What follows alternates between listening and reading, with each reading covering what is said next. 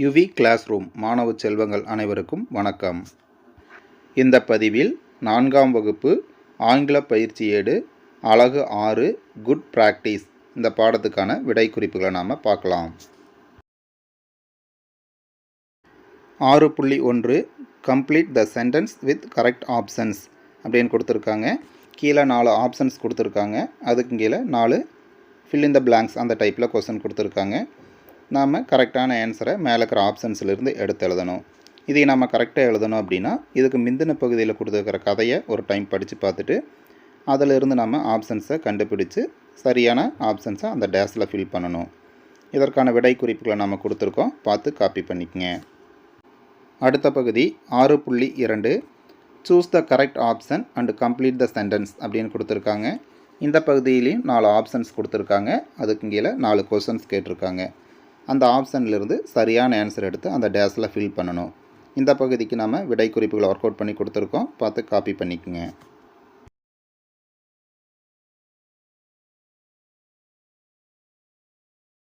அடுத்த பகுதி 6.3 read and tick the answer அப்படின்னு கொடுத்துருக்காங்க. கீழே பார்த்தீங்கன்னா ஒரு உரையாடல் கொடுத்துருக்காங்க. இதை நம்ம படிச்சுக்கிட்டு அதுக்கு கீழே கேட்டிருக்கிற கேள்விகளுக்கு நம்ம விடையளிக்கணும். இதற்கான விடை குறிப்புகளை நாம் ஒர்க் அவுட் பண்ணி கொடுத்துருக்கோம், பார்த்து காப்பி பண்ணிக்கங்க.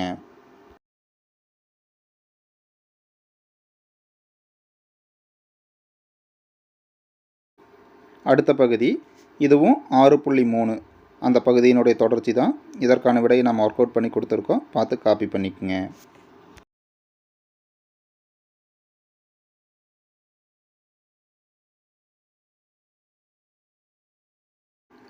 Next 6.4 read the passage and answer the questions அப்படின்னு கொடுத்துருக்காங்க. இந்த பகுதியில் ஒரு பத்தி கொடுத்துருக்காங்க. அந்த பத்தியை நல்லா படிச்சுக்கணும். அதுக்கு கீழே 5 கொஸ்டின்ஸ் கேட்டிருக்காங்க. அதற்கான விடையை நாம் அந்த பத்தியிலிருந்து எடுத்து எழுதணும். இந்த 5 வினாக்களும் மேலே கொடுத்துருக்கிற பத்தியிலிருந்து கேட்டிருக்காங்க. அந்த பத்தியை நல்லா படிச்சுட்டு நாம் இந்த 5 வினாக்களுக்கு நாம் ஆன்சர் பண்ணணும். இதற்கான விடை குறிப்புகளை நாம் ஒர்க் அவுட் பண்ணி கொடுத்துருக்கோம், பார்த்து காப்பி பண்ணிக்கோங்க.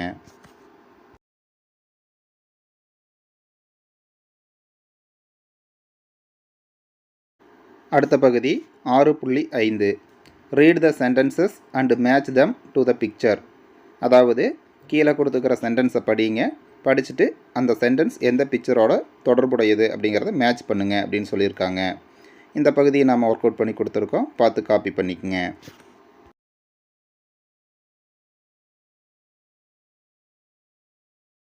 அடுத்த பகுதி 6.6 choose the correct word and complete the sentence அப்படின்னு கொடுத்துருக்காங்க.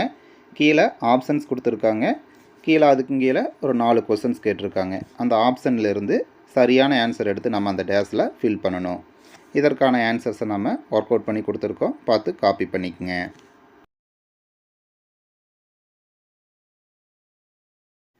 அடுத்த பகுதி 6.7 கம்ப்ளீட் த லீவ் லெட்டர். இந்த பகுதியில் நேம்ங்கிற இடத்துல உங்கள் பேர் எழுதிக்கிங்க, கிளாஸ் கரெக்டாக எழுதிக்கிங்க, ஸ்கூல் உங்கள் பள்ளியினுடைய பேர் எழுதுங்க, பிளேஸில் உங்கள் ஊர் பேர் எழுதுங்க. இதுக்கான விடை குறிப்பு நம்ம ஒர்க் அவுட் பண்ணி கொடுத்துருக்கோம், பார்த்து காப்பி பண்ணிக்கோங்க.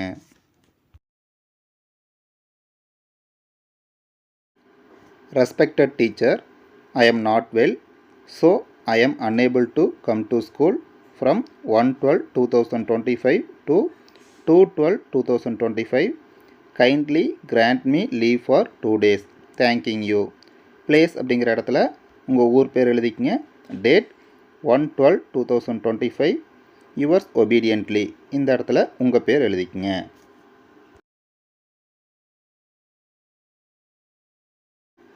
அடுத்த பகுதி 6.8 கம்ப்ளீட் த லீவ் லெட்டர். இந்த பகுதியிலையுமே 6.7 எழுதின மாதிரியே ஃப்ரம் டுவை காப்பி பண்ணிக்கங்க.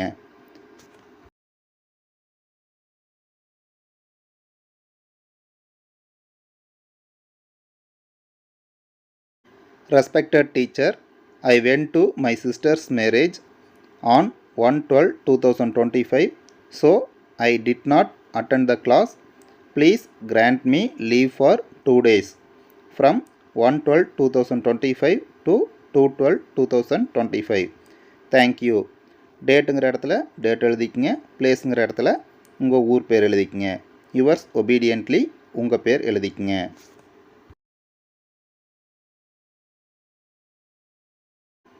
அடுத்த பகுதி 6.9 tick the ones you find in the school admission form and cross the one that you do not find. அதாவது ஸ்கூல் அட்மிஷன் ஃபார்மில் இருக்கக்கூடியதுக்கு டிக் பண்ணுங்கள், எதெல்லாம் ஸ்கூல் அட்மிஷன் ஃபார்மில் இருக்காதோ அதுக்கெல்லாம் கிராஸ் மார்க் போடுங்க அப்படின்னு சொல்லியிருக்காங்க.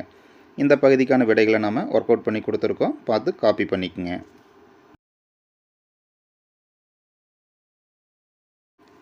அடுத்த பகுதி 6.10 choose and fill in the ID card அப்படின்னு கொடுத்துருக்காங்க. கீழே ஒரு ஐடி கார்டு கொடுத்துருக்காங்க, அதிலிருந்து பாயிண்ட்ஸ் எல்லாம் நோட் பண்ணிக்கணும். அதுக்கு கீழே பார்த்தீங்கன்னா ஒரு ஃபார்ம் கொடுத்துருக்காங்க. அந்த ஃபார்மில் மேலே இருக்கிற ஐடி கார்டை வச்சு நம்ம ஆன்சரை ஃபில் பண்ணணும். இதற்கான விடை குறிப்பு நம்ம ஒர்க் அவுட் பண்ணி கொடுத்துருக்கோம், பார்த்து காப்பி பண்ணிக்கோங்க.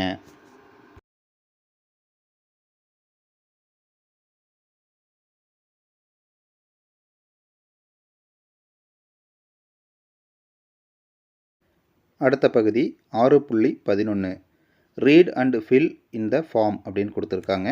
கீழே பார்த்தீங்கன்னா ஒரு ஸ்கூலோட அட்மிஷன் ஃபார்ம் கொடுத்துருக்காங்க. அந்த ஃபார்மில் ஃபில் பண்ண வேண்டிய தகவல்களை மேலே இருக்கிற பத்தியில் கொடுத்துருக்காங்க. அந்த பத்தியை படிச்சுக்கிட்டு அதிலிருந்து நாம் இந்த ஃபார்மை ஃபில் பண்ணணும். இதற்கான விடை குறிப்புகளை நாம் ஒர்க் அவுட் பண்ணி கொடுத்துருக்கோம், பார்த்து காப்பி பண்ணிக்கோங்க.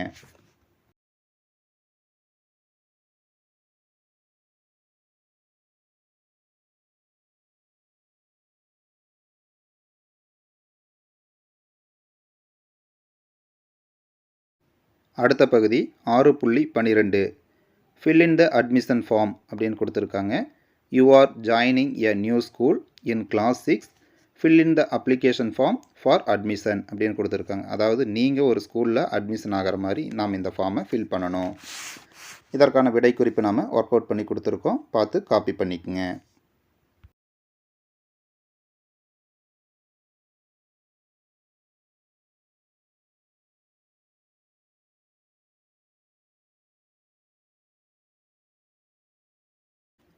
அடுத்த பகுதி லிசன் அண்ட் ரைட். இந்த பகுதியில் ஆண்ட் அண்ட் த கிராஸ்கோப்பர் அந்த கதையை கொடுத்துருக்காங்க. அந்த கதையில் டேஸ் அங்கங்கே கொடுத்துருக்காங்க, அந்த டேஸை நாம் ஃபில் பண்ணணும்.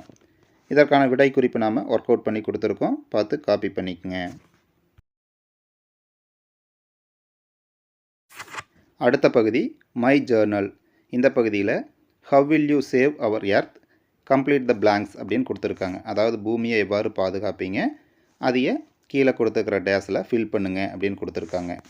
அந்த டேஸ்க்கு நேராக படங்கள் கொடுத்துருக்காங்க. அந்த படத்தை வச்சு நம்ம சென்டென்ஸ் மேக் பண்ணி எழுதணும். இதற்கான விடை குறிப்பை நாம் கொடுத்துருக்கோம், பார்த்து காப்பி பண்ணிக்கோங்க.